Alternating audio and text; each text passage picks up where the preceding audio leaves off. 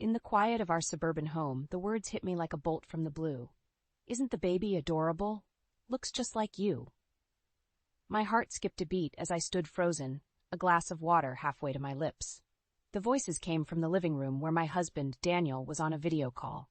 Curiosity mingled with a creeping unease.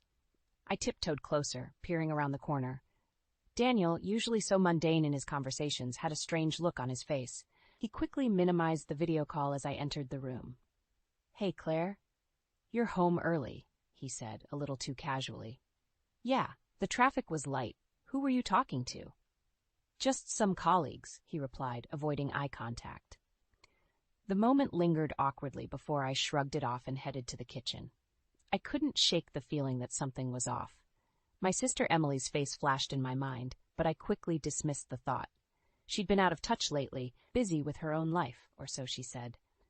Later that evening, as I lay in bed, the shadows of doubt crept in. Daniel and I had been drifting apart, our conversations dwindling to mundane pleasantries. Was it just the wariness of our 5-year marriage or something more? The next day at work, I couldn't focus. My role as a marketing executive, which I usually loved, felt dull and unimportant. My mind kept drifting back to that overheard conversation. The more I thought about it, the more the pieces didn't fit. Emily, with her vibrant personality and stunning looks, had always been the center of attention. I, on the other hand, had found solace in my career, away from the shadows of comparison. I decided to call Emily. The phone rang, but no answer. I sent a text, but it remained unanswered. This wasn't like her. Emily was many things, but silent wasn't one of them. That night, I confronted Daniel. "Is there something going on between you and Emily?" I asked, my voice trembling slightly. "What? No, of course not," he replied a little too quickly. His denial did little to quell the storm brewing inside me. The following week, I received an invitation from Emily to meet for coffee. She sounded upbeat, but there was a nervous undertone in her voice that I couldn't place.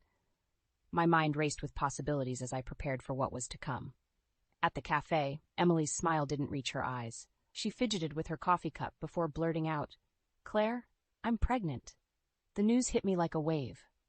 Pregnant? My sister, who always said she wasn't ready for such commitments? But the shock was replaced by a nauseating realization. The words I had overheard came rushing back. "Looks just like you." I struggled to maintain my composure. That's great news, Em. Who's the father?" Emily hesitated, her eyes darting away. "It's complicated." My heart sank.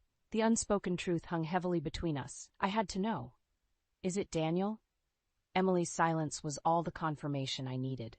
A sick feeling settled in my stomach as the pieces of the puzzle clicked into place. The late nights, the unexplained absences, the whispers in the corner. It all made sense now. I stood up, my chair scraping loudly against the floor. "How could you?" My voice was a mix of anger and disbelief. "Claire, I'm sorry, I never meant for this to happen." Emily stammered. I didn't wait for her to finish. I walked out of the cafe, my mind racing. This betrayal was a wound too deep, a cut too sharp. I needed to act, to make them feel the weight of their deceit. As I drove home, a plan began to form. Daniel and Emily, they would pay for what they'd done. Revenge, cold and calculated, was the only path forward. I wouldn't let them get away with shattering my world. They would learn the hard way that betrayal comes with a price. The days following the cafe were a blur of anger and disbelief. I moved through them like a ghost, my mind obsessively replaying Emily's confession and Daniel's betrayal. Work became my only refuge, a place where I could bury my emotions in deadlines and presentations. At home, I watched Daniel with a new lens, seeing him not as my husband, but as a stranger. His every gesture, every word, felt like a mockery of our marriage. I needed time to plan my next move, so I kept my knowledge of his affair hidden, wearing a mask of normalcy. One evening, as we sat at dinner, a meal I had prepared with feigned normality, I decided to probe further. "So, how's work been? Any interesting projects?" I asked, my voice steady. "It's been the usual, nothing much. Just busy with meetings and deadlines," Daniel replied, his eyes on his plate. "I see. And how's Emily? We haven't seen her in a while," I ventured, watching his reaction closely. He paused, a flicker of something crossing his face. "Emily? I don't know. We don't really talk much." I nodded, a cold rage building inside me. The lies were as effortless to him as breathing. As the days passed, I began to gather evidence. I quietly accessed Daniel's phone, uncovering a trail of messages and calls to Emily that confirmed my worst fears. Their deceit was not just a fleeting mistake, but a calculated betrayal. One night, lying in bed next to Daniel, the injustice of it all hit me. Here I was, a successful professional, a loyal wife, reduced to playing detective in my own marriage. Daniel's steady breathing next to me felt like an insult. "I can't believe you," I whispered into the darkness, my words a vow of retribution. The following week was a strategic play of gathering evidence and planning my revenge. I contacted a lawyer, discreetly setting the wheels in motion for a divorce that would leave Daniel with nothing. I also started documenting every financial transaction, preparing for the inevitable legal battle. But it wasn't just about the legalities. I wanted them to feel the burn of their actions, to suffer as I had. I began to spread hints of Emily's affair within our social circle, carefully crafting a narrative that would tarnish her reputation. I watched as the rumors took hold, seeing her once-admired image start to crumble. Meanwhile, I played the part of the dutiful wife to Daniel, all while setting the stage for his downfall. My plan was meticulous, a slow poison that would leave him reeling. The final piece came when I discovered Emily was planning a baby shower, the perfect opportunity to expose them, to reveal their sordid affair to everyone they knew. As I prepared for the day, a cold determination settled over me. This was the moment of reckoning. They would pay for their betrayal, and I would be the architect of their downfall. The baby shower was set in a quaint local hall, decorated with pastel balloons and a banner that read, "Welcome, little one." I arrived early, my heart a battlefield of anger and anticipation. As guests trickled in, I mingled, my smile a practiced mask hiding my true intentions. Emily was radiant, unaware of the storm brewing. She moved through the crowd, the picture of blissful ignorance. My resentment towards her deepened with each congratulatory hug she received. Then, as the room filled with chatter and laughter, I found the moment I had been waiting for. I clinked my glass, signaling for attention. The room quieted down, all eyes on me. "I'd like to say a few words," I began, my voice steady. "Emily, you look absolutely beautiful today.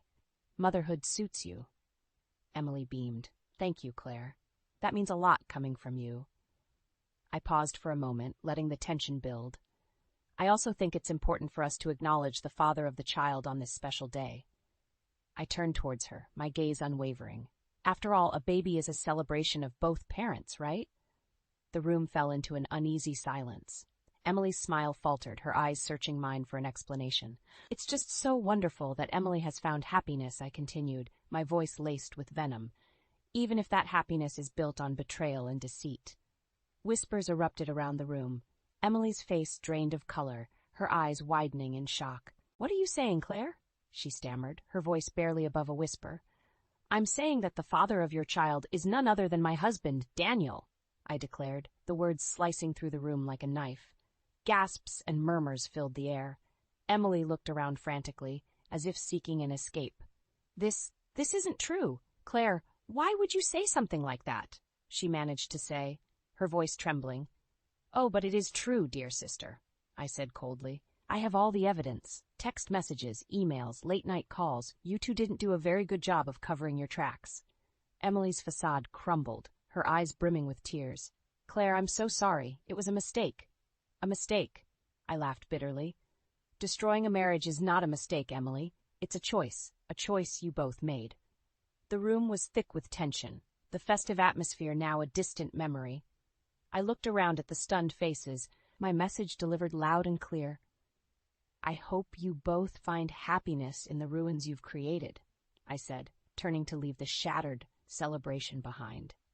As I walked out, I felt a weight lift off my shoulders. The truth was out, and with it, the first step of my revenge was complete. Emily and Daniel's betrayal was now exposed for all to see, their perfect images shattered by their own selfish actions. The aftermath of the baby shower was like a wildfire, the scandal spreading through our social circles with ferocious speed. Emily's reputation, once pristine, was now tarnished with whispers of infidelity and deceit. As for Daniel, he returned home to find his belongings neatly packed in the living room, a clear message that his presence was no longer welcome in my life. "Claire, we need to talk about this," Daniel pleaded, his voice a mix of desperation and disbelief. "There's nothing to talk about," I said, my voice icy. "Your things are packed. I suggest you find somewhere else to stay." "Please, let me explain," he implored, stepping towards me. I held up my hand, stopping him in his tracks. "Save it, Daniel. I know everything. I've seen the messages, the emails. You betrayed me, with my own sister no less. There's no coming back from that." "But I love you, Claire. It was a mistake, a terrible mistake," he stammered. "Love?" I scoffed. "Your actions speak louder than your words, Daniel. You made your choice, and now you have to live with the consequences." He looked at me, his eyes searching for a sign of forgiveness, but there was none to be found. "Where will I go?" he asked, his voice breaking. "That's not my concern. You should have thought about that before you destroyed our marriage," I replied, unmoved. As he left, I felt a sense of satisfaction. The first part of my plan was complete. Daniel was out of my life, but my revenge was far from over. The next phase was to ensure that Emily faced the full extent of her actions. I contacted a few friends in the media, providing them with enough information to fuel the scandal. The story of the affair between a respected marketing executive's husband and her sister made for sensational news. Emily's name was now synonymous with betrayal. I watched as Emily's social media accounts were flooded with hateful comments. Her once cheerful posts were now met with scorn and disdain. She called me several times, but I never answered. She had made her bed, and now she had to lie in it. The final blow came when I learned that Emily had been let go from her job. The scandal had reached her workplace, and they wanted nothing to do with the drama. She was now not only a pariah in our social circles, but also struggling financially. As I sat in my quiet, empty house, I reflected on the chaos I had created. My heart was still heavy with the pain of betrayal, but there was also a sense of empowerment. I had taken control of the situation, and in doing so, I had made them pay for their deceit. In the weeks that followed, the fallout from my revelation continued to unfold. Daniel's attempts to contact me became more desperate, but I ignored each call and message. He was no longer a part of my life, a chapter painfully closed. One afternoon, as I sat in my office, my phone buzzed with a call from an unknown number. Reluctantly, I answered, only to hear Emily's voice on the other end. "Claire, please, we need to talk." I hesitated for a moment before responding coldly. "What is there left to say, Emily?" "I know I've made a horrible mistake. I've lost everything, Claire. My job, my friends. I'm begging you, please forgive me," she pleaded, her voice cracking with emotion. "Forgive you?" I replied, my tone sharp. "You betrayed me in the worst possible way. You and Daniel. There's no forgiveness for what you've done." "But I'm your sister," she sobbed. "Family is supposed to stick together."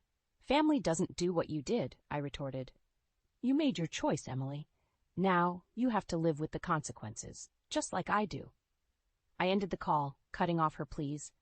The satisfaction of seeing them suffer for their actions was cold comfort compared to the void their betrayal had left in my heart. A few days later, I received a letter from Daniel's lawyer. He was filing for divorce, citing irreconcilable differences. I laughed bitterly at the irony. He had the audacity to file for divorce after everything he had done. I called my lawyer, instructing him to proceed with the divorce and ensure that Daniel wouldn't get a cent more than legally required. The divorce proceedings were swift. Daniel tried to argue for a more favorable settlement, but the evidence of his infidelity weakened his position. The court ruled in my favor, leaving him with little. In the end, Emily and Daniel were both left to face the harsh reality of their actions. Emily had become a social outcast, struggling to rebuild her life, while Daniel faced financial ruin and the loss of the life we had built together. As I signed the final divorce papers, I felt a sense of closure. I had lost a husband and a sister, but I had regained my dignity and self-respect. They had tried to break me, but I had emerged stronger. I walked out of the lawyer's office into the bright light of a new beginning. The pain of the past was still there, but it was now a part of who I was, a reminder of my strength and resilience. In the months following the divorce, I found myself in a period of introspection. The home that once echoed with laughter and shared dreams now stood silent, a constant reminder of the betrayal. Yet, amidst the solitude, I discovered a newfound strength. I immersed myself in my work, channeling my energies into creative projects and corporate strategies. My colleagues noticed the change, often commenting on my unwavering focus and innovative ideas. My professional success, however, couldn't fill the void left by the absence of a family I once cherished. One evening, as I scrolled through my social media, I stumbled upon a post from an old friend featuring Emily. The image was a stark contrast to the glamorous, confident sister I once knew. The smile was there, but the sparkle in her eyes had dimmed. Beside her stood a small boy, his features a painful reminder of the past. Despite the bitterness, a part of me ached at the sight of my nephew, an innocent caught in the crossfire of our family drama. The next update was about Daniel. A mutual acquaintance had shared a post about a local charity event, and there he was, unmistakably thinner, his face wearing the signs of stress and hardship. I heard through the grapevine that he had taken a job at a small firm, a far cry from the prestigious position he held during our marriage. The man in the photo bore little resemblance to the confident, charismatic person I had fallen in love with. The realization hit me then. My revenge, though justified, had left a trail of destruction. In seeking justice for their betrayal, I had altered the course of not just my life, but theirs as well. Emily and Daniel, once integral parts of my life, were now mere shadows, lost and broken by the consequences of their actions. That night, as I lay in bed, a sense of melancholy washed over me.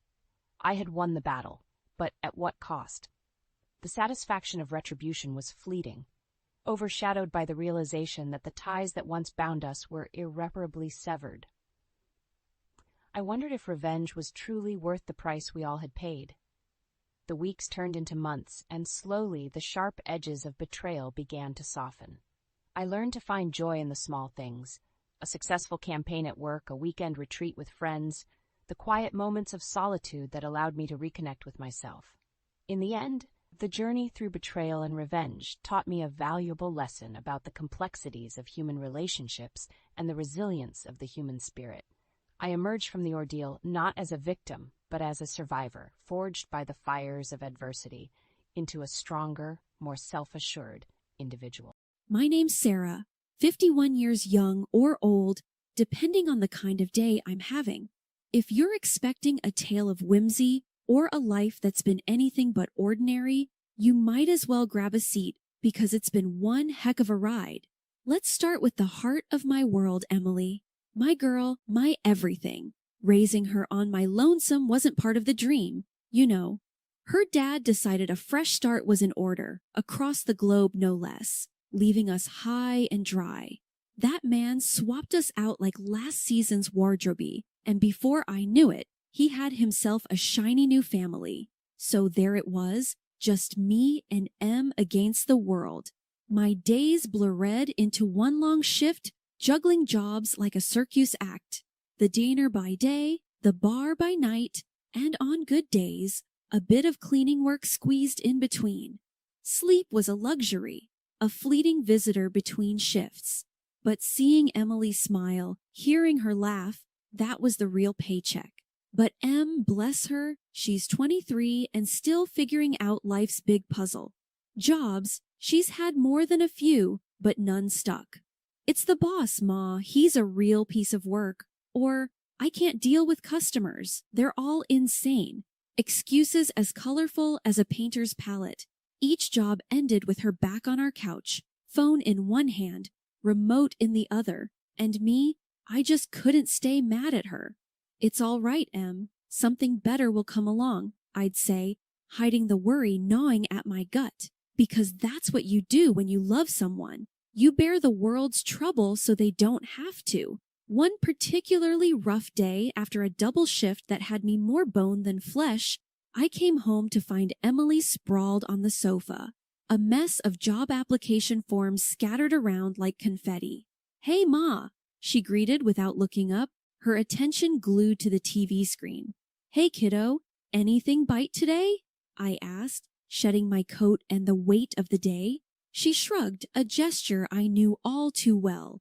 "Nah, it's all crap. Why bother? They don't want to pay a living wage anyway."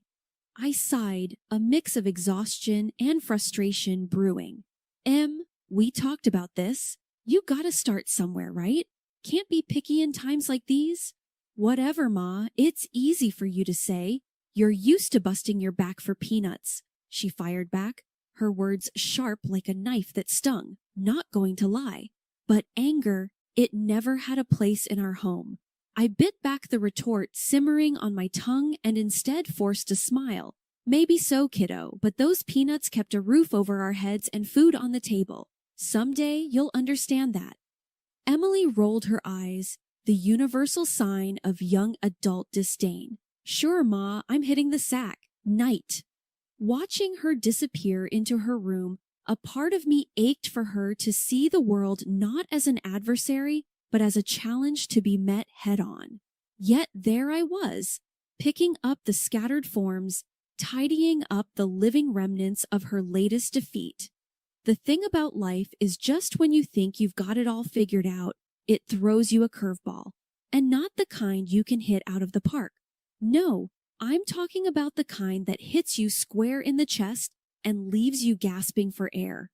That's exactly what happened the day Emily decided to drop her little bombshell. It was a Tuesday, not that it matters, but I remember because Tuesdays were meatloaf nights. I was in the kitchen, elbows deep in ground beef, when Emily waltzed in, her face all lit up like a Christmas tree. Behind her trailed Alex, a guy I'd seen maybe once or twice before. I didn't have anything against him, but let's just say he wouldn't be my first pick for a son-in-law. Not that I was thinking about that kind of stuff until I had to. Ma, guess what? Emily chirped, bouncing on her heels. I glanced over, eyebrow raised. You finally decided to clean your room? She rolled her eyes, a grin spreading across her face. Funny, Ma. No better. Alex and I got married. You know that feeling when your heart skips a beat? Yeah, mine skipped, tripped, and fell flat on its face. Married, I echoed, my voice sounding like it belonged to someone else. Alex stepped forward, a sheepish smile plastered on his face. Yeah, Mrs. S. We eloped last weekend. Surprise? Surprise was an understatement. I felt like I'd been sucker punched. Eloped? I repeated, still processing. And you're just telling me now? Emily's excitement dimmed a bit, replaced by a defensive edge. I knew you'd react like this, Ma. That's why we didn't tell you before. But it's done, and we're happy, aren't we? Alex nodded, slipping an arm around her. Yeah, totally happy. I put down the mixing spoon, wiping my hands on my apron. This was a conversation that needed my full attention. And where, pray tell, do you plan on living? I asked, already dreading the answer. Well, here, Emily said, as if it was the most obvious thing in the world. With you, Ma. Where else? Where else indeed? I took a deep breath, trying to tamp down the rising tide of frustration. Emily, honey, you're married now. Don't you think it's time you, started your own life somewhere that's not here? Her face fell. Ma, you know we can't afford that. Alex's job doesn't pay much, and I'm still looking. Looking, right. The eternal job hunter. I looked from her to Alex, who seemed content to let Emily do the talking. Something about the set of his jaw irked me. The way he seemed to assume this was all fine and dandy. Look, I started, trying to keep my voice even. I love you, Emily. You know I do. But this isn't what I wanted for you, for either of us. Emily's response was swift and sharp. What, Ma? You didn't want me to be happy, is that it? No, of course not, I countered, feeling the conversation slip away from me. I thought you'd want more, that you'd strive for more. More what, Ma? More work? More nights alone? Thanks, but I'll pass on that. The conversation spiraled from there, each word more heated than the last. Alex tried to chime in, but he might as well have been a fly buzzing around a hurricane. This was between me and my daughter, and it was clear neither of us was going to budge. In the end, we called a truce, but the air remained thick with unsaid things. Alex moved in the next day, his belongings taking up space in a home that suddenly felt too small. I retreated into myself, wondering where I'd gone wrong, how my little girl had grown so far from the dreams I'd had for her. The day I found out about the cancer was the day my world flipped on its head. I'd been feeling off for a while, but cancer, that word felt like a freight train hitting me at full speed. The doctor was gentle about it, but the words still stung. "It's treatable," he said, "but you'll need to focus on your health. Maybe even take some time off work." Work, my lifeline, the thing that kept us afloat all these years, and now I was being told to step back from it. I headed home, the weight of the diagnosis crushing me. The house was quiet when I got in, too quiet. Emily was in her room, probably lost in her phone, and Alex. Well, Alex was Alex, doing whatever it was that he did. I needed them, needed their support, so I called them both to the living room.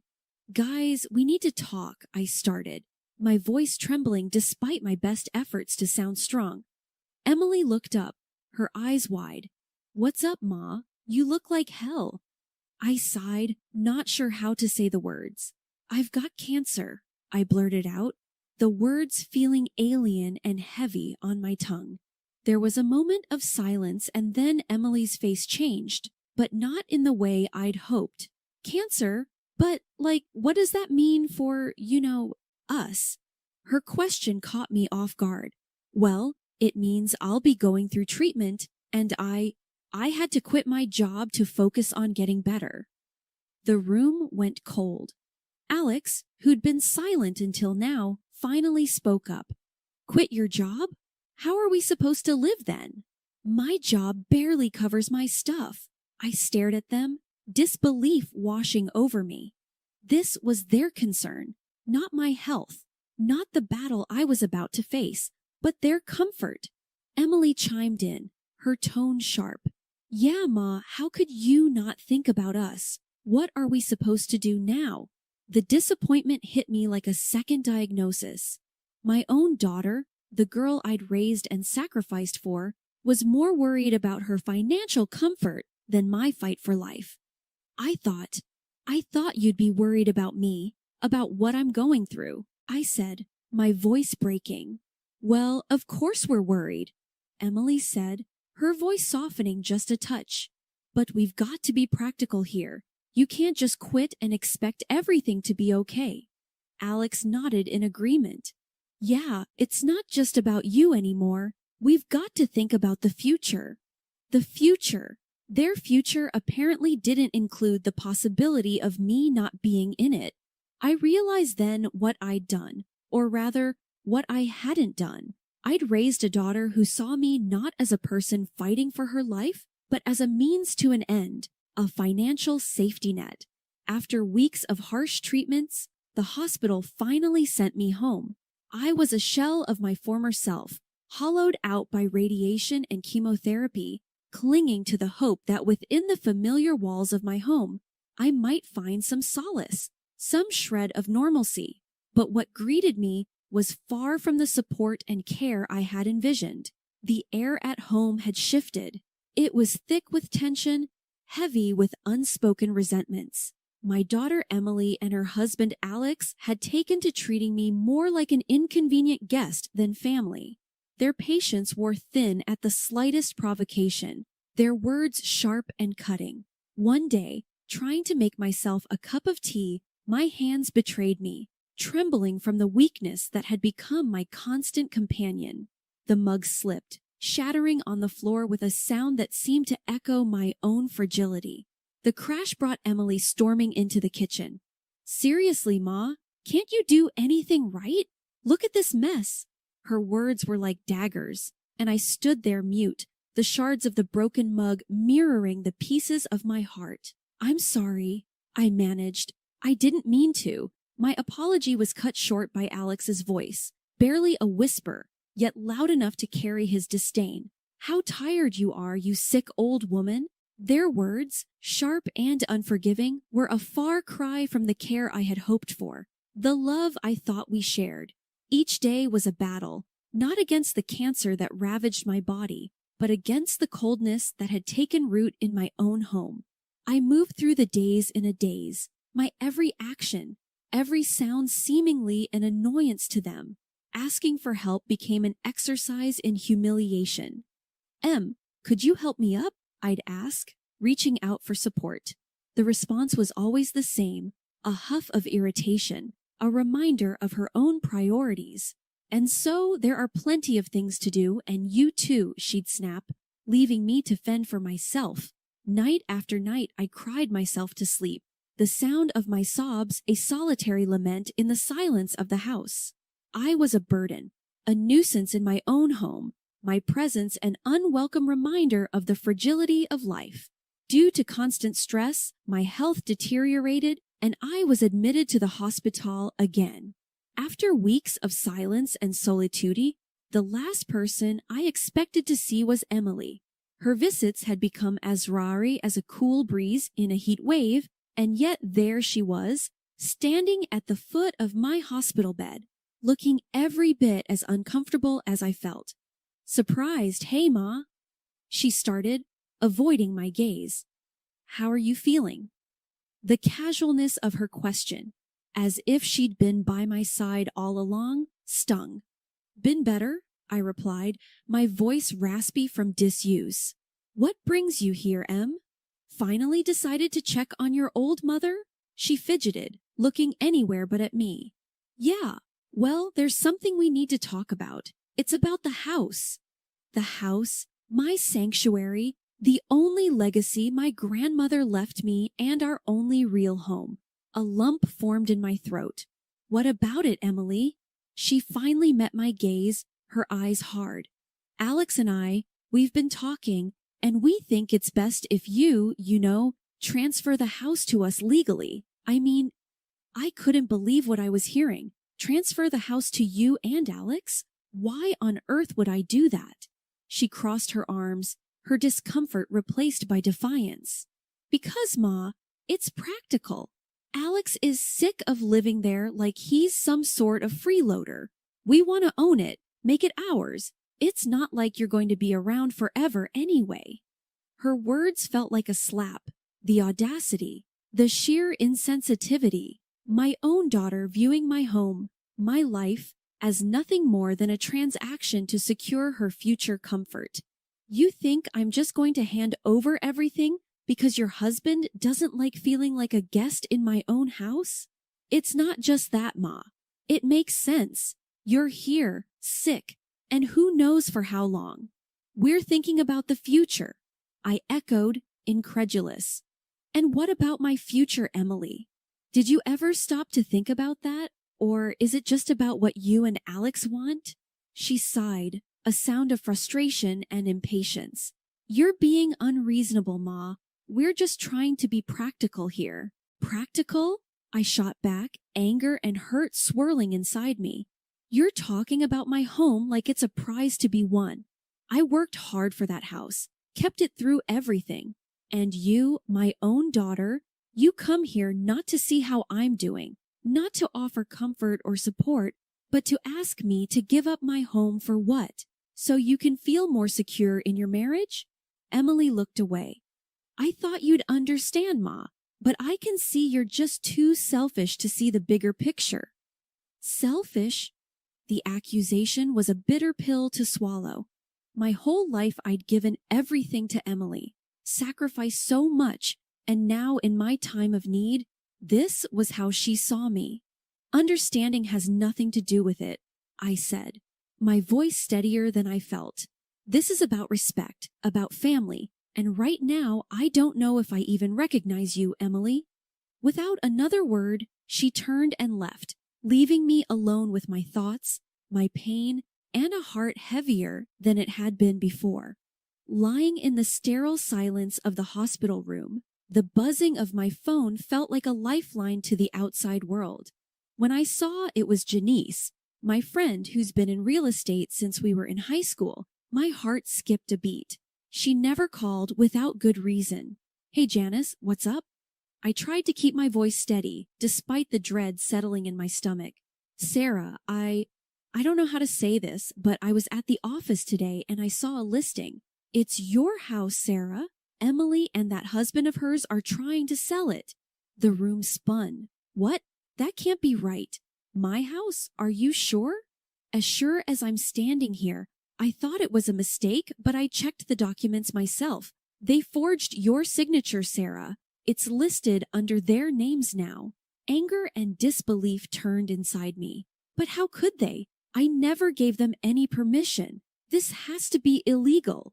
It is, Sarah. You need to act fast. My next call was to Mike, an old friend from college who ended up becoming a lawyer. Explaining the situation left me feeling exposed and vulnerable, but Mike's calm demeanor was a small comfort. Sarah, this is serious. We need to file for an injunction immediately to stop the sale.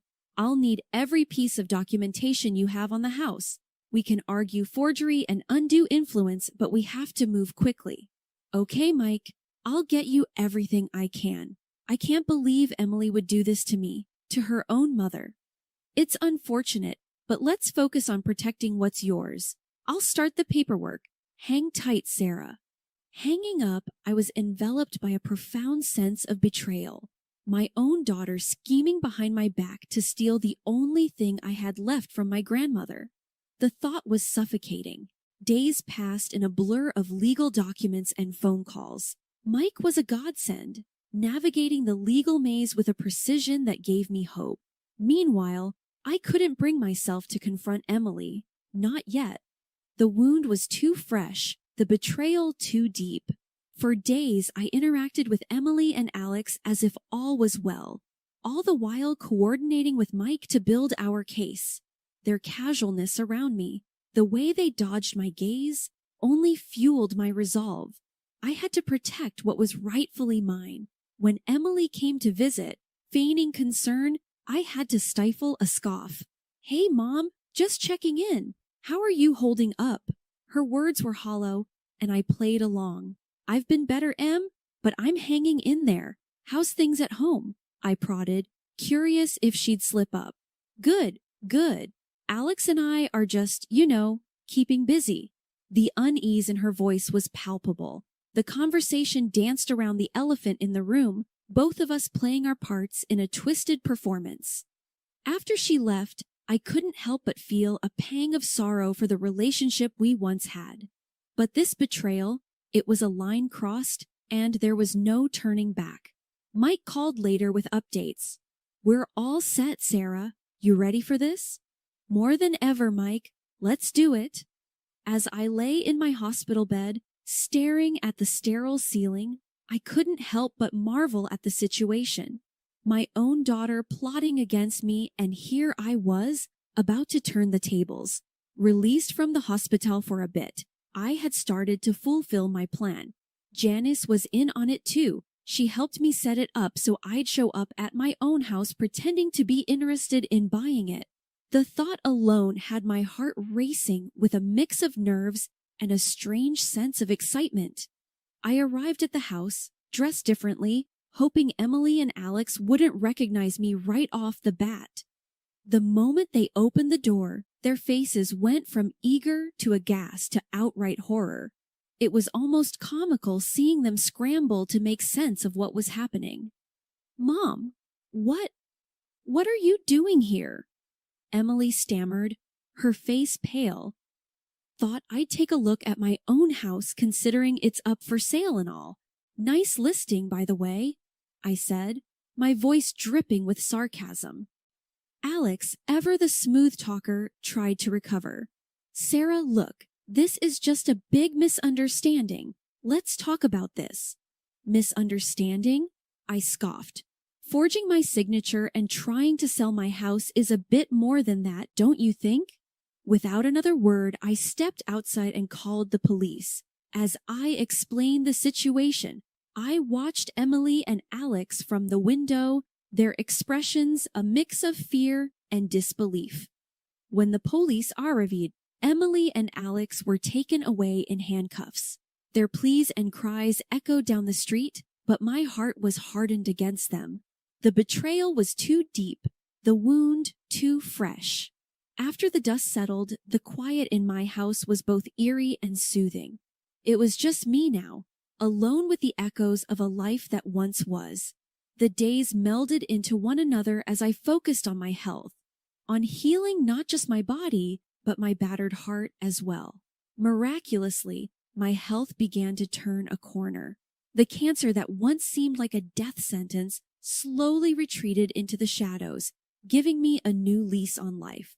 The trial of Emily and Alex was a spectacle, one I attended with a heavy heart. Watching them so small and defeated in the courtroom stirred something in me, but it wasn't enough to overcome the betrayal. They pleaded, tears streaming down their faces, begging for my forgiveness. But forgiveness was a river that had run dry. The court handed down a modest sentence for their crimes, but no punishment could right the wrongs they'd done. Word got around, as it always does in small towns. Some folks shook their heads, asking at my hard-heartedness, unable to understand how I could turn my back on my own flesh and blood. But most knew the pain of betrayal, and they stood by me, offering nods of understanding and silent support. It's funny, really, how something so earth-shattering can shift your perspective. I used to care so much about what people thought, about being the perfect mother, the perfect neighbor, but life has a way of teaching you that perfection is a facade and approval is a fickle friend. One afternoon, as I sat on my porch basking in the solitude, Jan stopped by. Her presence was a welcome break in the monotony. "Sarah, you're looking better every day," she said, taking the seat beside me. I smiled a genuine smile that reached deep into my weary soul. Feeling it too. It's funny how peace can heal you in ways medicine can't. Janice nodded, her gaze thoughtful. "Not everyone agrees with your choices, you know, but I think you're one of the bravest people I know." I let out a chuckle, a sound tinged with sadness and wisdom born of pain. Brave? No, I wouldn't say that. Just tired. Tired of bending until I break. Now I'm just living for me, and if that's brave, then so be it. Janice squeezed my hand, a silent show of solidarity. Living for yourself is all any of us can do, Sarah. And for what it's worth, I think you're doing a damn fine job at it. As she left, her words lingered in the air like a benediction. I turned my face to the sky, letting the warmth of the sun seep into my bones. For the first time in a long time, I felt a spark of something like hope, like joy. So I live. I live for the quiet mornings and the peaceful nights. I live for the friends who stood by me and for the strength I found in solitude. I live with the knowledge that not everyone will understand my journey, and that's okay, because at the end of the day, it's my journey and mine alone. I'm Raymond, and this year marks my 28th birthday. I am employed in sales for a reputable large company. I believe that I perform rather well in sales. This is a result of my hard work at work, as I have never really worked hard at anything else. My father departed due of a divorce when I was too little to remember him, and my mother passed away last year. But ever since my mom passed away, I've been lacking motivation in all aspects of my life, including work. I feel like I'm merely going through the motions at work every day. Something happened after my girlfriend and I broke up. "Raymond, the section head wants to see you in the office." The clerk called to me as soon as I got back from an appointment outdoors. I've never had a good relationship with the department head, mostly because he doesn't understand that I lack motivation. Even though I was the top contract maker last month, it appears he doesn't like it. Dealing with him is a headache since he picks disputes over the most insignificant things.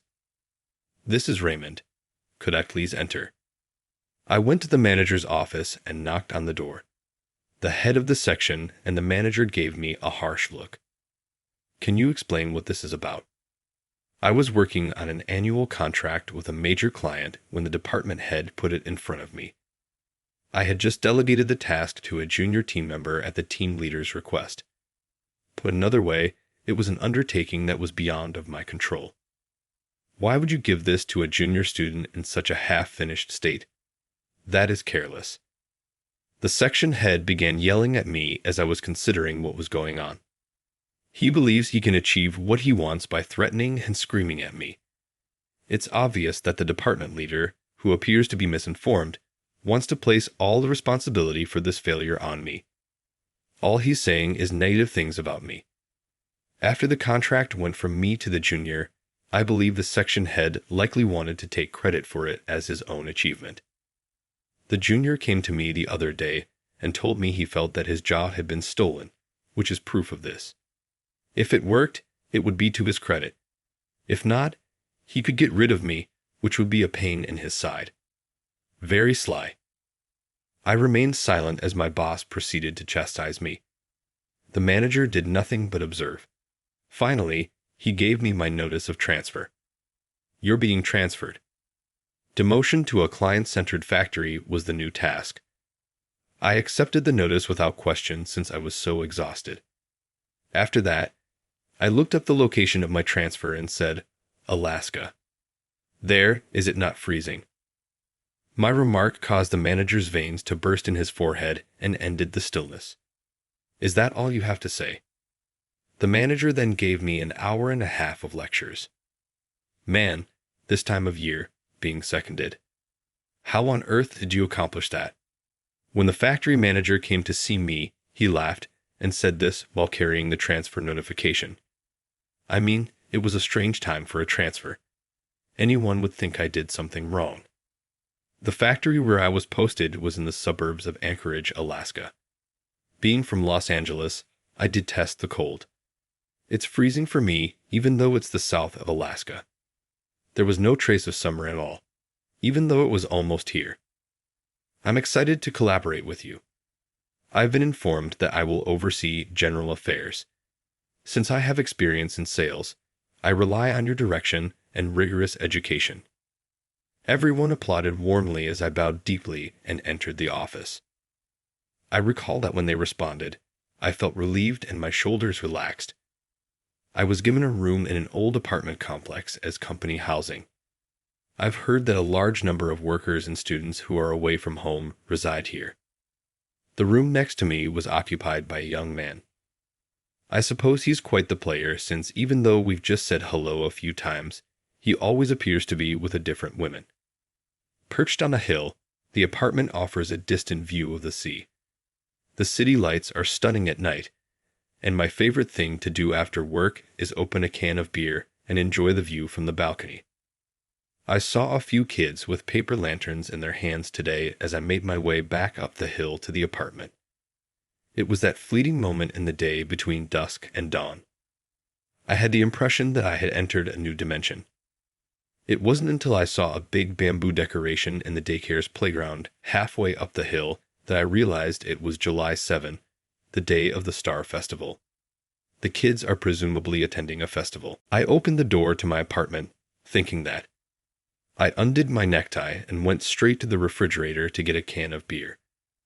I immediately stepped outside to the balcony and uncorked the drink. On the slope, paper lanterns were swaying in different directions. The children singing caught my attention as they sang about tassels on bamboo. It's the Star Festival. It had an odd vibe to it and sounded like a kid's song I've never heard before. It's not that horrible to learn little by little about the unknown parts of our region. That was the first time I had thought like that since my transfer. Someone was knocking on my door at that very moment. Nobody in this place knew me well enough to come see me. Without checking the intercom, I opened the door, assuming it was the landlord or the factory manager. A beautiful woman dressed in a robe stood in front of the door. She carried a paper lantern and was dressed in a robe of white and blue. She looked down shyly and sung in a soft, hesitant voice the song the kids had been singing before. For the Star Festival, bamboo, let's rejoice. Please, I need a candle. She buried her face in my chest and put her arms around my neck the next second. I hope she'll pardon me for putting my arms around her waist out of impulse when I'm hugged by a stunning woman in a robe that I just met. I'm shocked when she says, I want more than just a candle. I want your best, in a somewhat sultry voice. She's not someone I know, though, I assure you. I had to say something for her honor, and I said, I think you've got the wrong guy. I hope she'll forgive me for speaking louder than I meant to, but I was scared too. Aren't you, Jack? She looked up at me, actually seeing at my face for the first time, startled by my voice. Well, not at all. My name is Raymond, I said with a sardonic grin. It seems that she thought I was her boyfriend. In an instant, her face flushed beet red. I could see her long eyelashes trembling around her wide-open eyes up close. I apologize so much. It appears that I made a mistake, she said, pulling away from me in a hurry. At that precise moment, the door from the adjoining room opened, revealing a happy pair, with the young woman referring to the man as Jack. I realized then what was going on. The sight of the two of us froze the beauty in a robe. The man turned to face us, and she ducked into the front door of my flat to avoid his stare. She pushed me, and I crashed back against my front door. How strange fate is. I was knocked down and imprisoned by a stunning person at the entrance.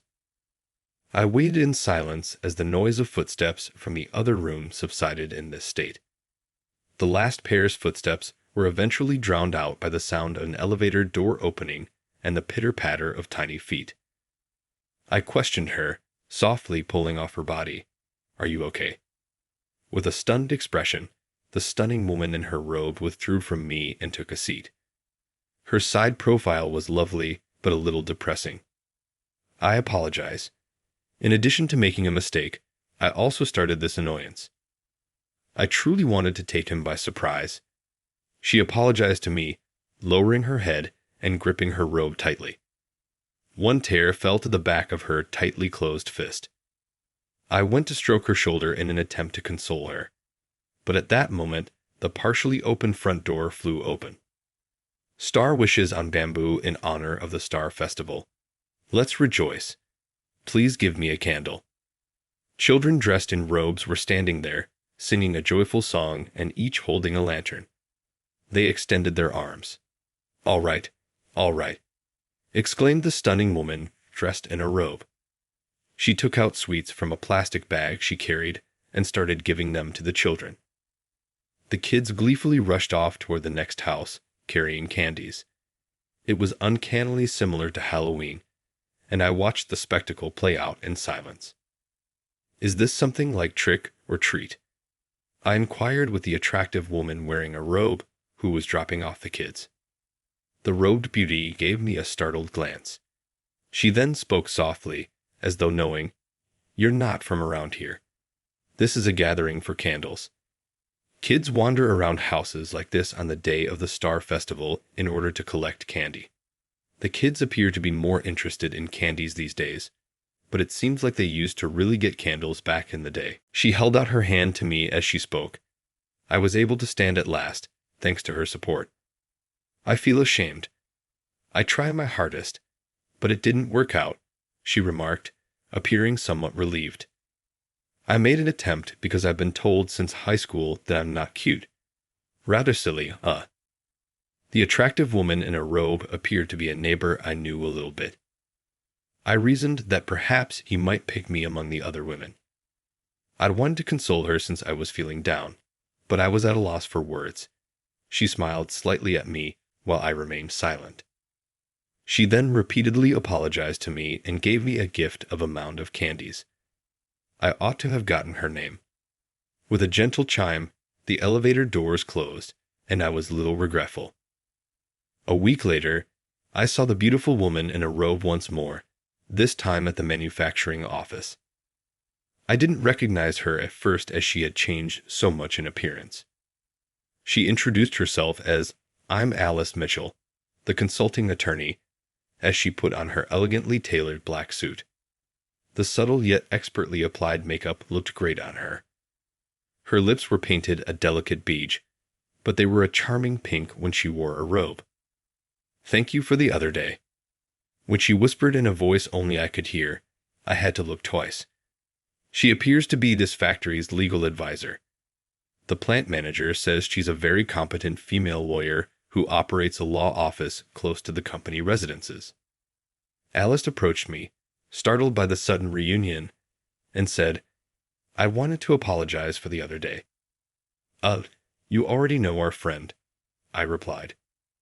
Alice, pay attention. Alice has never been lucky when it comes to guys. She recently developed feelings for a young man.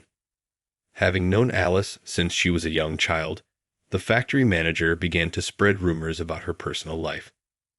Alice covered the manager's mouth with her palm in a panic to silence him. You don't have to talk about that. Alice pouted at the manager of the plant, looking rather like a little child. She offered to apologize, and I chose to accept it. We decided to meet for supper and trade phone numbers. I realized that since coming here, I had never exchanged personal contact information before. I want to giggle thinking about our first meeting. I think she noticed that on my face. Alice, who was talking about her job, shot me a quick glance and said, "Don't." I shot her a sidelong glance of guilt. My heart was beating very strongly, and it felt like we were talking in private. Later, I got into a fight with Alice over food. It was a pleasant mood at first. Everything was going well until we had a little wine at this lovely Western restaurant on the harbor. I believe we were both feeling tipsy as the dinner was coming to a conclusion. I am not a good drinker. Although I don't think I have a nasty temperament when I'm intoxicated, I do have a tendency to express my genuine emotions a little. Do you like younger men? I asked Alice that out of the blue when she informed me she had split up with that man. The air around our table seemed to cool off by 2 degrees for a brief period of time. In spite of my impolite inquiry, Alice smiled maturely. What a rude man to ask something like that. She set her wine glass down on the surface. Our relationship's affected by age. However, isn't the man who lives next door a college student? Are you about 35 years old? Isn't that a little hazardous, Alice? I ran into the neighbor in the elevator the day following the disturbance, and we spoke briefly. The news that he was still a college student astonished me. Alice corrected me about her age. I'm only 32, her voice trembling. Are you serious? For a college student, there really isn't much of a difference between 35 and 32. It may look that both ages are old hags. It's true that alcohol can be frightening. I believe that at the moment I was merely attempting to get her attention. I kept pushing her boundaries with my remarks. It doesn't really help to regret it when you're sober, does it? I'm an old hag, but there's a big difference between 32 and 35. What in what way? Alice lost patience at that point. She glared at me as she got up from her chair. If you round up, there's a big difference between 30 and 40, you idiot. That's the point where my recollection stops. It seems like someone whacked me over the head with a baguette. I discovered the hard way that evening that even tough bread may be lethal. Alice has been ignoring me ever since that evening. She works at a legal office next to my apartment complex, and whenever she sees me on her way back, she turns to avoid eye contact. I'm trying to find the appropriate occasion to offer apologies, but I'm having trouble. I learned that my old main office coworkers were going to Anchorage around 6 months after I was moved to the plant. I was approached by an old coworker who proposed a meeting. It seems like they intended to come to this factory. I was excited to see my old coworkers, but my excitement was somewhat dashed when I learned that the former manager would also be there. The main office group arrived in Anchorage for their vacation a few days later. They also visited our factory, one of their suppliers, for a tour. It was good to see my former coworkers again, unaltered, and even solicited for advice regarding their jobs. I generally simply handled factory attendance, so everyone at the office was shocked to see me offering the elite guidance from the main office. Hey Raymond, you're remarkably trustworthy. Why were you moved to this location? I was graciously brought some Misty by the manufacturing manager. I gave a hazy response, saying that there were several reasons why things eventually cooled down. That day, Alice was also at work, and I could feel her watchful eyes. Hey Raymond, come here. My former manager was the one who was so haughtily summoning me over. At the office door, he was waving at me. I sighed heavily and rose to follow his urging. A long time has passed. I appreciate you being there the other day. A salutation with a tinge of irony. The former head of the section put on a pouting expression. It seems that he knew what he was doing. You haven't told anyone, right? In response to the manager's remarks, I gave a nod. The division head called me in and said the same thing when I was reassigned here and left the main office. I became tired of him always blaming me for turning the client over to my junior, even though it could have been his fault in the end. Maybe you didn't remember, but you gave me the instruction to give the client to my junior, right? Additionally, I've heard that you were the junior's mentor. The manager appeared taken aback, not anticipating a response from me. Seldom did he say, "You're speaking too loudly." You do understand that it would be problematic if someone heard, right? Panicking, the section head looked silly, and I couldn't help but laugh. A boss who installs his own subordinates and then gloats about it is not someone I need. That contract trouble, anyway, was your responsibility. You do realize that it has nothing to do with me. The section head abruptly ended the chat as my other employees, who had completed the tour, were congregating close to the office. I sighed heavily when I saw him re-enter the circle of the main company. I seemed to be harboring some residual affections for the headquarters. That was undoubtedly aided by being stimulated and re-establishing contact with former coworkers. A small part of me lamented not being able to go back to that circle. Alice was standing behind me and appeared to have been there for some time. I didn't mean to listen. It seems that she had heard me talking to the section head. Nevertheless, she declared, "Errors must be fixed. I've accepted that it's all in the past." I responded in a non-committal manner since I didn't want to deal with this matter once more. Alice gave me a worried look as she glanced at me. She looked at my face for a bit before letting out a tiny sigh. "Are you aware of the facial expression you're making? You seem to be quite depressed. Would you please be truthful? I'd prefer not to see your face." Raymond Alice pointed it out, and I hardly touched my face. It humiliated me to be seen looking that way. It's the most uncool thing ever to pretend to be regretting something while still having given up. I'm acting like I have no residual sentiments, which is incredibly uncool. I told Alice how I really felt, covering my shaking mouth with my hand. It seemed impossible for me to lie to her. It's not a bad thing. It's acceptable to persist in pursuing your goals. Come back to where you belong. I'll assist you, Alice remarked, her words of encouragement beaming from her eyes. Saying thank you, I bowed my head. Leave it to me, she smiled in response. Then a string of busy days started. I gathered proof of the manager's misconduct with the help of my former coworkers. It turned out that not only had I been held accountable for his errors, but other coworkers had also had their successes taken advantage of. As we investigated every illegal detail, the accusations continued to mount. Alice worked hard to get the paperwork ready to file the manager's accusation. Alice looked at the petition my former coworkers had started calling for my return to the headquarters and said, "You're surprisingly popular despite being the kind of person who'd say such terrible things to me," looking surprised. It seems that she was still upset with me for what transpired that evening. I sincerely apologized for that moment. I drank too much because I felt anxious. I admitted. I got too intoxicated because I was anxious about spending time alone myself with you. Nervous about being with an old woman like me, she said with a giggle. I felt like Alice could look right through me. I took a big breath and looked up at her. That day, I really wanted to make a move on you, but I just couldn't say it. Alice smiled contentedly at what I had said. Then she abruptly ended the talk by saying, "We'll continue this later." My confession seems to have been ignored. Subsequently, the head office successfully accused.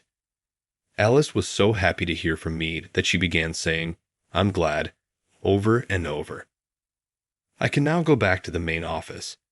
That's excellent news, is it not? From my phone, I could hear Alice's voice with a trace of sadness. And with that, I decided. To cheer her up, I made the decision to board the final flight. I was eager to see Alice's face once more. I hurried to Alice's legal practice after grabbing a taxi at the airport. In the office, the lights were still on even though it was already late. I'm back. Alice had been working alone, overtime, when I knocked on her door at her law office. Wow, you've returned already. Greetings on your arrival back to headquarters. When will you return? Alice dropped the documents she was studying and began to spin her pen on her slender fingers. Her cheeks were flushed a little. Are you going to bring in a secretary? I believe I could perform the task fairly effectively. Startled, Alice let her pen fall to the ground. What? Why? How is the headquarters doing? I choose to be truthful with myself. I informed her that I had filed my resignation and turned down the invitation to go back to head office. All I want is to spend my entire life with you, Alice. Is that detrimental? There's no reason that would be bad. She gave a halting response. She probably showed me that it's okay to struggle toward the future you want, and that it's not something to be ashamed of. She also made me realize, for the first time in my life, how important it is to be true to yourself. Yes, but you're not hiring here. Forward your resume to the management of the factory. Her tone abruptly changed to one of business, and I missed the reddening of her cheeks. She is my eternal partner in life. I want the future to be one in which she is at my side no matter what, and I will stop at nothing to make that happen. It's been so long. I can't control myself. That's what Nancy whispered in my ear. Her soft voice made my pulse quicken, and I felt heat spreading through my body. I never imagined something like this would happen at my workplace. My name is Bob Harrison. I'm a 32-year-old bachelor working at a major electronics manufacturer. It's a big corporation, and people admired me. But recently, I've been demoted. Bob, give your best at your new place. You're better off working in the country than slaving away at headquarters, the director said to me with a smirk. He was the one who sent me off to this subsidiary, often referred to as exile. He's known for his oppressive attitude towards employees he dislikes, and recently, I was his main target. He criticized everything I did and continually put me down. For example, when I asked about specific corrections on documents he shredded without reading, he just told me to figure it out myself. Catering to his reckless whims was truly exhausting. The director supposedly married the niece of the CEO for his career advancement, creating an unquestioning atmosphere in the company. Despite his poor reputation for womanizing and his harsh treatment of subordinates, I had a strong sense of loyalty to the company. I thought overcoming adversity would help me grow as a person. No matter what the director did, I was determined not to give in. When my demotion was decided, the director seemed extremely pleased. As someone who worked at headquarters, this transfer was a shock, but I steeled myself to face the challenge. I couldn't let my mother down, who was watching over me from heaven. I still remember her pale face in the hospital bed, trying to cheer me up. I will always be watching over you from heaven, she said. I tear up remembering her gentle smile. My mother passed away around the time I went to college. My father was the worst when I was a child, and my mother protected me from his abuse. She raised me on her own, always smiling and showering me with love despite being busy with work and housework. I could never thank her enough. If I were to complain now, my mother would be sad. So, with determination, I set off for my new post. The place I was transferred to was a peaceful countryside. The environment was comfortable, and the folks at my new position were kind-hearted. I enjoyed my work. Despite it being a less prestigious role, I didn't slack off. Instead, I did my absolute best. I believed that if I kept up the hard work, it wouldn't be a dream to get a promotion. Indeed, a year after being shifted to this new position, I had made significant accomplishments in my work and began receiving recognition. This fact made me relieved. Just when I breathed a sigh of relief, I received an interesting proposition from a colleague named Todd. "Hey Bob, How about we go to the party for singles? A party? Yeah, you don't seem to have a girlfriend either, so it's a chance to meet someone. As Bob pointed out, I didn't have a girlfriend at the moment. It's a bit embarrassing to admit, but I had no experience with dating in my life. When I was at the head office, I had many opportunities to be invited to social gatherings, but I was always busy with the manager's rigorous workload and chased by stress. So, I couldn't find the mood for romance. But now, with some breathing room, it seemed like the perfect timing to seek new connections. I'm almost 33, and I'd like to get married at some point. With that in mind, I decided to participate in the party. But it didn't go as smoothly as I expected. The party was held at a luxury hotel, and many more participants gathered than I anticipated. I couldn't communicate well with the women and ended up feeling isolated. This wouldn't happen in a business context, but casual chit-chat seemed difficult for me, who had been submerged in work. In contrast to me, Todd, with his social and lively character, was making vibrant conversations with many women. Neither Todd nor I were particularly handsome, but despite this, the difference in our situations left me feeling disappointed. I thought the women at the party probably saw me as a boring guy. When I was feeling down, I suddenly heard a voice. "Excuse me, may I talk to you?" When I lifted my gaze, I was astonished. Standing in front of me was a woman of unbelievable beauty. I was so captivated by her, who looked as if she could have stepped right out of a TV show, that I couldn't even look away. Of course, I've been looking for someone to talk to since I came to the party. You were alone too, so I thought I'd come and talk, she said with a gracious smile. I guess everyone's too intimidated to approach because you're so beautiful. Oh, you're a smooth talker. Not at all. It's just that I've never had a proper conversation with a woman other than my mother, and so here I am in this situation. Oh, you have a good relationship with your mother. That's wonderful.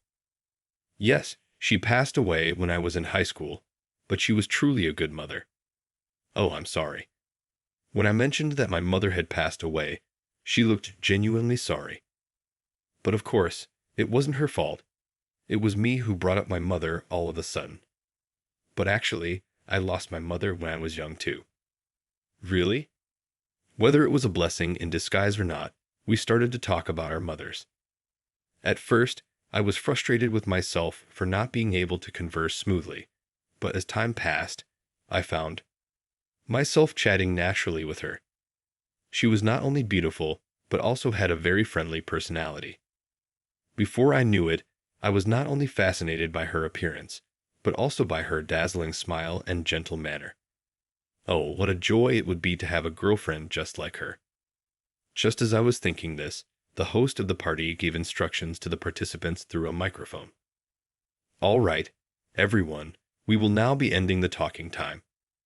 If you're interested in someone, please write down their badge number on the sheet we distributed at the beginning. I nodded at her and left to join Bob. Her badge had the number 28 on it. There's no way I would match with her, but I wrote down 28 and handed the sheet to the party organizer. I had a great time with such an attractive woman. That was enough for me. With those thoughts, I was looking up at the stage of the party when the host started to announce the results. At the end of the party, we will introduce the men and women who had successfully paired up. Now let's start with male number 2 and female number 6. Congratulations on becoming a couple. Each time the host said this, a man and a woman ascended to the stage and were introduced. Before I knew it, the venue had transformed into a festive mood filled with a peculiar heat. Todd, too, had successfully paired up and ascended the stage. Todd's partner was a slender, adorable woman, and the spectators were all worked up. When the spectators called for a kiss, Todd, going along with the flow, kissed the back of his partner's hand like a prince, eliciting laughter from the audience. Before I knew it, I was carried away by the atmosphere, watching the proceedings and laughing. However, upon hearing the host's announcement, my mind went blank. Next we have male number 19 and female number 28. Please come up to the stage. I looked at my own badge, and, indeed, my number was 19. Hey Bob, you're being called, urged Todd. I finally headed towards the stage. There, the woman from before was already waiting for me. I never dreamed that she and I would be paired. What a beauty she is. The lucky number 19 man must be over the moon when the host said this. The audience chimed in with comments like, "Hey, handsome." It was one thing to be an observer, but being the center of attention was unbearably embarrassing. It seemed like she felt the same, her face turning a deep red. But then the audience made a further demand of us, just like they had with Todd and Lear. They called for a kiss.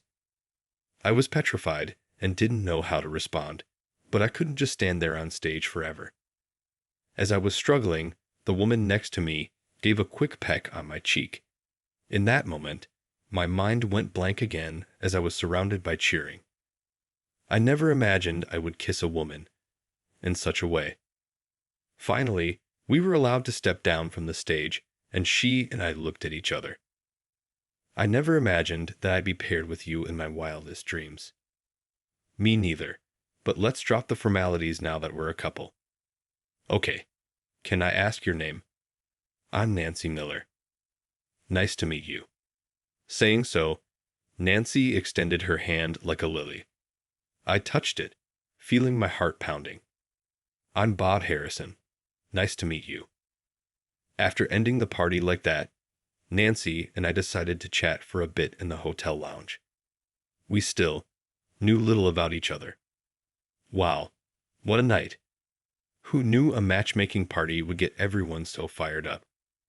I was surprised too. And while it was only for about an hour, Nancy and I talked more about each other. Nancy was 30, and she had been in another country until last year, but she preferred being in Japan. When I told her where I work, Nancy looked surprised. Oh, you work at that electronics manufacturer? Yeah. Why? Something wrong? No, it's just a big company. I felt a little strange about Nancy's reaction, but we exchanged contact details and parted ways. We agreed to go out for a meal another time. We were both working adults, so coordinating our schedules would be a bit of a hassle. But little did I know, an unexpected development was waiting for me. A week after meeting Nancy, a new manager was assigned to our division and was introduced. During the morning meeting, I was nervous about meeting the new boss, but when I saw who it was, I was at a loss for words. The one who was there was me, in a relationship with a woman named Nancy Miller. It's Miss Nancy Miller who has been promoted to the position of section chief. Until last year, she was abroad gaining experience, they announced. I'm Nancy Miller. Nice to meet all of you, she exclaimed. In stark contrast to my shock, Nancy maintained her poker face as she greeted everyone. However, I did not miss her gaze towards me and the silent, later message she sent through eye contact. Then Nancy and I gathered in the break room. Why are you here? I asked. I'm sorry. I really wanted to tell you, but I had to keep it a secret due to confidentiality, she replied with an apologetic expression. As for me, I had no intention of blaming her. I was just taken aback by this surprising coincidence. However, Nancy cast a worried look my way. Do you mind having your girlfriend as your boss? She asked. No, not at all. I like you, Nancy. I stuttered upon hearing this. Her face lit up with happiness. Me too. I really like you, Bob. I get so nervous and blush whenever I'm around you, she admitted. Indeed, her face was crimson red. It's been a long time since I felt this way. My body isn't listening to me, she confessed, whispering in my ear. Her whisper sent my heart racing and my body grew hot. I could not have imagined that such a turn of events would happen in the office. But honestly, I didn't mind that Nancy was my boss. She was a very talented individual. Upon our reunion at the office, we confirmed our feelings for each other and officially started dating. We didn't make our relationship public, but I was able to work happily with her. I felt like I might have a special connection with Nancy. Such happy days passed, but a new incident occurred 1 month after we started dating. Surprisingly, the director who had transferred me came to see me on the name of a routine inspection. Looking at the director with a meaningful expression, I had a bad feeling. "Long time, no see, Bob," he said. "Hello," I responded. "I'm sure you're finding this new place quite comfortable. I came today to make sure you can continue working here." He added, "Pardon?" as I widened my eyes in surprise. The director, laughingly, continued, "Well, there are talks of bringing you back to headquarters, but you prefer it here, don't you? So, I came to ask the director to let you stay." In other words, the director was there to prevent my return to headquarters. I trembled at the director's deviousness. "Director, you—" No, quite the opposite. If anything, you should be grateful. That's something I'll discuss with my father." Suddenly, Nancy appeared. On seeing her, the director's face turned pale. Nancy, why are you here?" he stammered. "Didn't you know I'm here to learn on my father's orders?" she responded. What do you mean by that?" I asked. "Nancy's father, Bob." "What are you saying?" the director demanded. "Nancy is the president's daughter. Be respectful." At that moment, everything clicked into place in my mind. The president's last name was Miller, too. No matter how much the director was a relative of the president, he would never dare to disrespect Nancy, the president's daughter. "There are also other unpleasant rumors about you. I plan to report everything to my father. Just you wait." No wait. With that, the director collapsed on the spot. It seemed that the fact that Nancy was the president's daughter was only known to a few executives. Afterwards, thanks to Nancy reporting everything to the president, the director's reputation took a nosedive, and he ultimately left the company. Apparently, his wife also took this opportunity to investigate the director's personal life, confronting him with numerous proofs of infidelity. Having betrayed his wife as well, the director apparently had no choice but to leave the company. The director is now said to be living alone, chased by child support payments for his children. What goes around comes around. I was surprised to find out that Nancy was the president's daughter, but of course, my feelings for her haven't changed. "Do you mind that I'm the president's daughter? Are you sure I'm good enough?" she asked me. When I asked her that, she gave me a kiss on my cheek. So, a year after we met, we both received recognition for our achievements and were assigned to work at the headquarters, continuing our relationship while working. Another year later, when things had settled down, we got married. I was worried whether the president would accept me, but he readily gave his approval. About this matter, Nancy said, "I think my father saw a lot of himself in you, Bob." "What do you mean?" I asked. "Like you, my father has been working hard to grow the company despite the loss of my beloved mother. You remind him of himself, and I fell in love with that side of you. Nancy, even when times are tough, as long as you don't give up and keep looking forward. Heaven never helps the men who will not act." I looked up at the sky and once again said thank you to my mother for bringing such a good match into my life. My name is David Richardson. I'm a 23-year-old government administrator. 2 years ago, I got my administrative qualification and left the company I've been working at to join the current office where I'm employed. I'm getting used to the work, and I'm generally enjoying life. But to be honest, I do have one concern. Oh, brother, not again. Why is this place such a mess? My sister Emily visits my apartment, and she always starts with this comment, furrowing her brows and sighing deeply. Come on, I can't help it. I'm busy with work, I protest. Listen, David, I'm telling you this because I'm worried. Living in such an insanitary place, eating junk food all day, it's just too unhealthy, Emily insists. Indeed, I haven't paid attention to what I ate recently, and I've been feeling stressed living in this mess. Emily, always the responsible one, comes to my apartment almost every week, but I mess it up faster than she can clean. You're right. You're absolutely right, I concede. David, you're doing well financially now, so why not consider a housekeeping service? Emily suggests. A housekeeping service? I echo, surprised. Yes, you pay them, and a housekeeper comes to your house and does all sorts of chores, including cleaning. Even if they can't come every day, having them 2 or 3 times a week would make a huge difference, Emily explains. I hadn't even considered such a service before, but I'm not good at housework, so it's a perfect fit for me. Emily, thank you. I'll try a housekeeping service right away, I decide. That's a good idea. You can't even get a girlfriend with this mess, you know, Emily teases. At Emily's words, I blush in embarrassment. I've never had a girlfriend in my 23 years of life. Struck by her accurate guess, I blurt out a response. Well, that's none of your business, okay. With a small chuckle, Emily leaves the apartment spotless and goes home. Despite everything, I'm truly grateful to Emily. I actually have a bitter memory related to romance. That's partly why I've been hesitant to get involved in romantic relationships. During my senior year of high school, there was a girl I liked. Her name was Claire, a beautiful, kind, and intelligent classmate.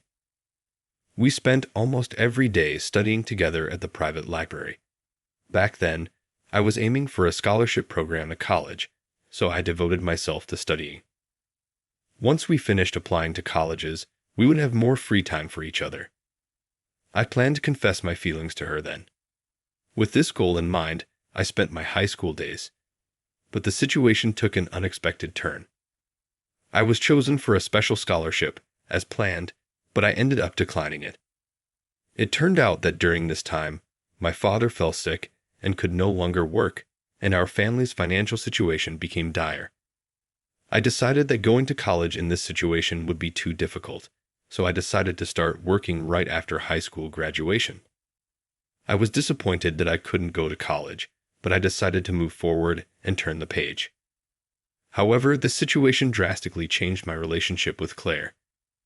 I tried to head to the library with Claire as usual, but something seemed off about her. David, I heard you're giving up going to college and you're going to start working right after high school. Yay, that's actually the case, Claire said, surprised. It's the first time I'm hearing about this. I thought it would worry you, I admitted. The college where you had the recommendation slot, my best friend was aiming for that also. Honestly, when I heard that you declined a recommendation, she was also shocked. If you were going to decline it, I wish you had given that slot to her from the beginning, Claire said, her voice tinged with disappointment. I was at a loss for words after hearing this from Claire's best friend's perspective. My actions must have been inexplicable and probably shocking. CLA, I'm sorry. It's a bit complicated for me too, I stammered. Even though we spent every day together before, I knew it. Claire's eyes were filled with tears. David, I'm sorry, but I think I'll keep my distance from you from now on. I wanted to chase after Claire, but in the end, all I could do was stand there. Regardless of the reason, I had deeply hurt her with this incident, so we ended up drifting apart after graduating from high school without resolving anything. I still feel guilty for what I did to her. Just as I was reflecting on my past love like this, something unexpected happened later. I ended up promptly getting a housekeeper. When the doorbell rang, I opened the door and was taken aback. Wait, what? There she was, unmistakably, Claire. She had grown into a stunningly beautiful, fair-skinned woman. D. David is my client today. Claire was equally shocked. We were both frozen in place for a while, but we couldn't stay like this forever. I invited Claire into the living room, handed her some tea, and Claire said, "Thank you," and began to speak. Even though we ended things on such a note, I'm truly sorry for that time. I heard about the real reason why you gave up going to college from mutual friends, Claire said with a genuinely apologetic expression. I was surprised by this turn of events, as I thought she must have hated me by now. No, it's okay. Looking back, I realize I should have explained the reason more clearly, I said. But you were just trying to keep me from worrying, right? Claire replied, looking directly at me. Claire had grown even more beautiful than before, and I couldn't help but feel a bit flustered. Trying not to show my feelings, I looked away and said, "Let's let bygones be bygones. Anyway, thanks for coming today." "Thank you, David. I appreciate you saying that. In order to apologize for what I did, I want to help with whatever you need," Claire said, donning a tidy white apron with neat frills, and efficiently began to clean. Being a man, there were some bucks that shouldn't be seen, but it was a good thing that I had tidied them up beforehand. Thanks to her, my messy room was transformed into a clean space in just a day. But I couldn't help wondering, why was Claire working for a cleaning service? I'm sure she had gone to college, but I don't know anything about what happened afterward. Still, I couldn't ask her about every detail of that. After Claire finished cleaning, she cooked dinner for me as part of her service.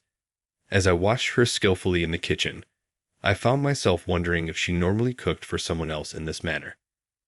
She served a freshly cooked hot meal. It was so delicious that I was moved. Just after I finished eating dinner, I received a phone call from work. So I told Claire, "Thank you for today," and answered the phone in my room. The call ended up being longer than I expected, and before I knew it, almost 2 hours had passed. Thinking that Claire must have left by then, I was surprised to find her asleep at the table when I returned to the living room. I gently shook her shoulder and said, "Claire, wake up. It's already 11 o'clock. "What? It's that late already? Oh no, I have work tomorrow. If I head to the station now, I'll barely catch the last train." Seeing Claire panic with a pale face, I could tell she was really in a tight spot. "Claire, are you okay? You look really tired," I asked with concern.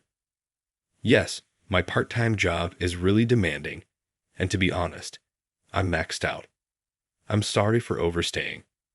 I am leaving now," Claire said as she scrambled to grab her bag.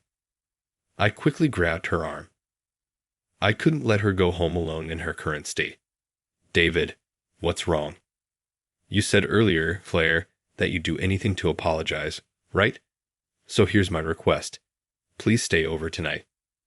"What?" Claire's eyes widened. "I want you to cook another delicious breakfast tomorrow, and after that, you can leave." "If that's all you're asking, I'm grateful," I explained. With that, Claire took a shower and immediately fell asleep in the guest room. She must have been really tired. I returned to my room and ended the long day by falling asleep. The next morning, I woke up to find breakfast ready on the table, along with a note from Claire saying, "Thank you for yesterday." I was relieved to see that she had apparently made it to work okay. But to my surprise, Susan showed up at my apartment again that night. As she prepared dinner, she began to tell me something. "Thank you so much for yesterday. I was really tired, so it helped a lot." "No problem. You do seem pretty busy, though." "Well, the truth is I'm living in an apartment in a suburb of Denver with my mom. After high school, my parents divorced and things got tough financially. I had to drop out of college 2 years ago and have been working part-time jobs ever since to get by." "I see, that sounds hard. The suburb of Denver isn't exactly bustling. The transportation is not the best either. It must be tough to commute here. Also, my mom isn't in the best of health, so I'm trying to help her. That's why I'm studying to get a computer certification." "You really are busy." "Yes, but I want to repay my mom for everything." With that, Claire smiled gently. "Thank you so much for everything. Sorry to have bothered you." "Claire, wait." I stopped her as she was about to leave. "If you don't mind, why don't you stay at my place when you come into town for work? I'd love it if you could cook for me. My apartment is in a great location with good public transportation. It might take some of the burden off of you." Honestly, I was afraid she'd be put off by my suggestion, but Claire responded with a happy smile. David, thank you so much. Okay, in return, I'll clean and cook for you. From that day forward, I started asking Claire to take care of my housework on a regular basis. I always paid her as agreed, but when she stayed over at my place, Claire cooked extra food for me. She told me that she used to get really tired from the commute alone, but now that she could stay at my place when she had jobs nearby, it had made her life much easier. Having her clean my apartment was also a great help for me. One day, my sister Emily happened to meet Claire and was surprised. Why is such a beautiful woman in your apartment, David? Emily, this person is the housekeeper. Nice to meet you. I'm Claire. Actually, I went to high school with David. Oh, nice to meet you. I'm his sister Emily.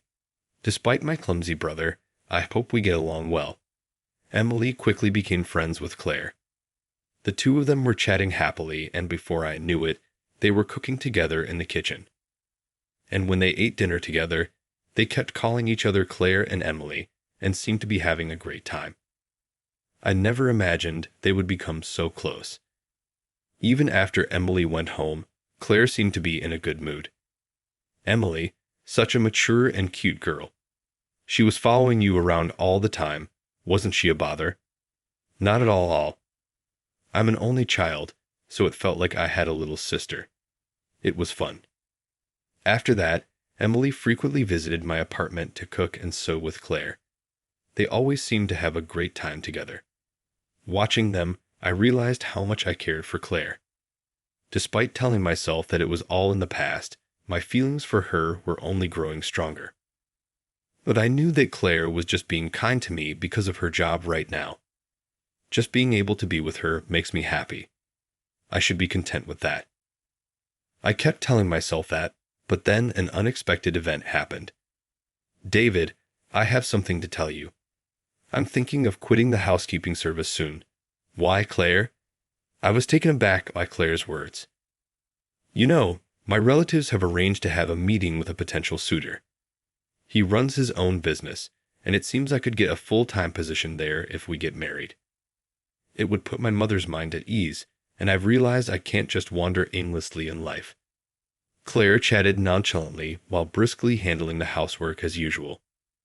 However, she never made eye contact with me. I felt both shocked and somewhat uneasy at her words. I see. Well, I feel lonely. I responded, but I'll work my hardest until I leave. With that, Claire forced a smile and left the apartment.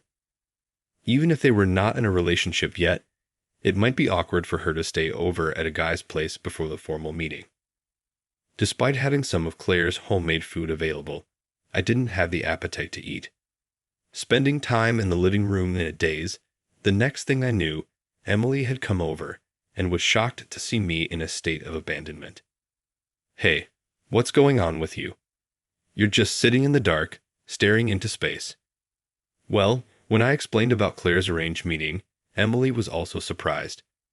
Oh, that's unfortunate. Seeing me crestfallen, Emily spoke up. You know, you should tell Claire how you feel. Huh. It's clear to see you love Claire, don't you? If you don't express your feelings before she's gone, you'll definitely regret it. Even if you get turned down in the end, confessing your feelings will prevent any lingering regret. After hearing Emily's words, I realized she was right. Back in high school, we had missed each other because we didn't communicate properly. I don't want to end up like that again. I want to convey to Claire just how important she is to me. I decided to request Claire's housekeeping service again and waited for her to come. When Claire visited the apartment as usual, I stood directly in front of her. Claire, I have something to tell you. Huh. What is it? I've never been this nervous in my life, but if I don't share my feelings now, I will definitely regret it. That was far scarier than getting turned down. I've always loved you, Claire. Ever since high school, that hasn't changed. Even now that we've reconnected. As I confessed, Claire was surprised and looked at me. Honestly, it felt like my face was on fire. But I had to finish. So if it's what you want, I want you to go to the arranged meeting. But if it's not what you want, I want you to stop. All I want is for you to be happy, Claire. David. As soon as I finished talking, Claire threw her arms around me. I had dreamed that she'd respond this way, and I turned bright red. I don't really want to go to that meeting either. I love you, David. Claire. I gently stroked her head.